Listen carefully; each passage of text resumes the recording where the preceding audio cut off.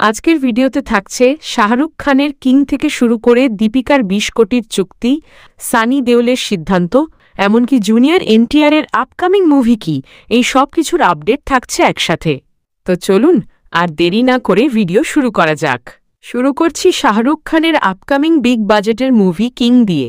Casting ঘিরে চলছে জোর আলোচনা।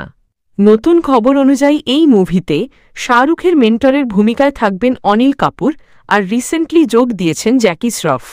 শুটিং শুরু হওয়ার কথা ২০ মে থেকে মুম্বাইয়ে, তারপর ইউরোপেও শুটিং হবে।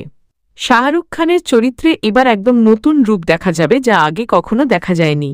অ্যাকশন দৃশ্যগুলো একদম ইউনিক স্টাইলে ডিজাইন করা হচ্ছে। এই মুভিতে মিউজিক দিচ্ছেন শচীন জিগার আর ব্যাকগ্রাউন্ড স্কোর করবেন অনিরুদ্ধ। বর্তমান ভারতের রাজনৈতিক পরিস্থিতির কারণে কিছু প্রজেক্টের শুটিংয়ে প্রভাব পড়ছে।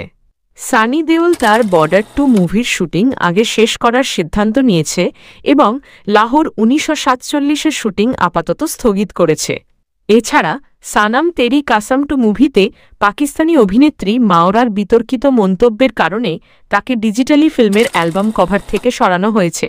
হর্ষবর্ধন রানে এই বিষয়ে বলেন, আমি সিদ্ধান্ত নিয়েছি যে যদি একই কাস্টের সাথে সানাম তেরি কসম পার্ট 2 বানানো হয়, তাহলে আমি এই মুভিতে কাজ করব না। প্রভাস ও সন্দীপ রেড্ডি ভাঙার আপকামিং মুভি স্পিরিট এ দীপিকা পাডুকোন ২০ কোটি টাকা পারিশ্রমিক পাচ্ছেন, যা তার মাতৃত্বকালীন বিরতির পর প্রথম প্রজেক্ট হতে পারে। এটি ভারতীয় অভিনেত্রীদের মধ্যে অন্যতম সর্বোচ্চ পারিশ্রমিকের উদাহরণ। বিজয় দেবারাকুন্ডার মুভি কিংডম এখন ৪ জুলাই মুক্তি পাবে। অজয় দেবগন ও তার ছেলে কারাতে কিড লেজেন্ডস এই মুভির হিন্দি ডাবিংয়ে জ্যাকি চ্যানের চরিত্রে কণ্ঠ দিচ্ছেন। জুনিয়র এনটিআর তার পরবর্তী মুভিতে দাদাসাহেব ফালকের চরিত্রে অভিনয় করবেন। তো বন্ধুরা, আজকের আপডেটগুলো কেমন লাগলো কমেন্টে জানাবেন।